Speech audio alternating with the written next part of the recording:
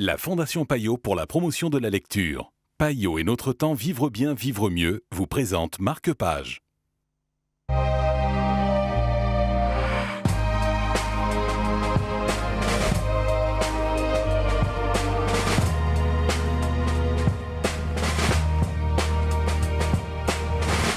Bonjour et bienvenue dans Marque-Page. Un dernier verre au bar sans nom est le livre dont nous allons vous parler aujourd'hui en compagnie d'Amandine Glévarec de Pays Libre. Bonjour Amandine. Bonjour.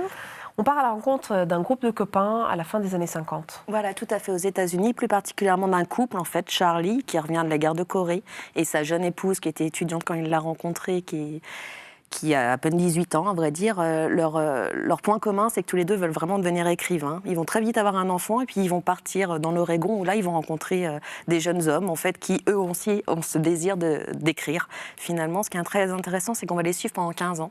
Donc, on va suivre chaque destin individuel, qui vont se croiser et s'entrecroiser. Et on va voir si ils vont tous réussir à aller ou pas à Hollywood. Qu'est-ce qui vous a séduit dans cet ouvrage de Don Carpenter ?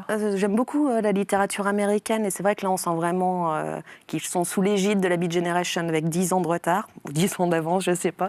Mais en tous les cas, c'était un point de vue intéressant parce qu'il n'y a pas du tout l'aspect drogue ou alcool ou quoi que ce soit. Mais il y a toujours ce besoin et cette envie d'écrire qu'on retrouve beaucoup dans la littérature américaine et qui continue de m'intéresser. Un mot peut-être sur la maison d'édition ? Alors, Cambourakis, c'est une petite maison qui commence à faire parler d'elle, qui fait beaucoup de traductions en fait, étrangères. Les livres sont toujours très beaux, comme vous pouvez le voir, donc je pense qu'il faut attirer l'attention sur cette maison. Merci beaucoup Amandine, vous l'aurez compris.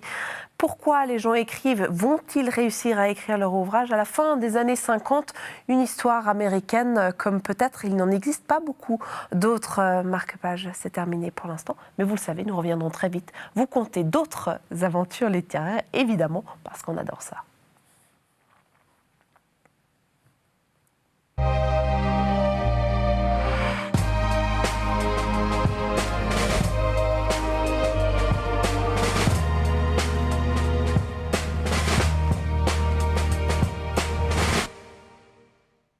La Fondation Payot pour la promotion de la lecture. Payot et Notre Temps Vivre bien, vivre mieux vous ont présenté Marque-Page.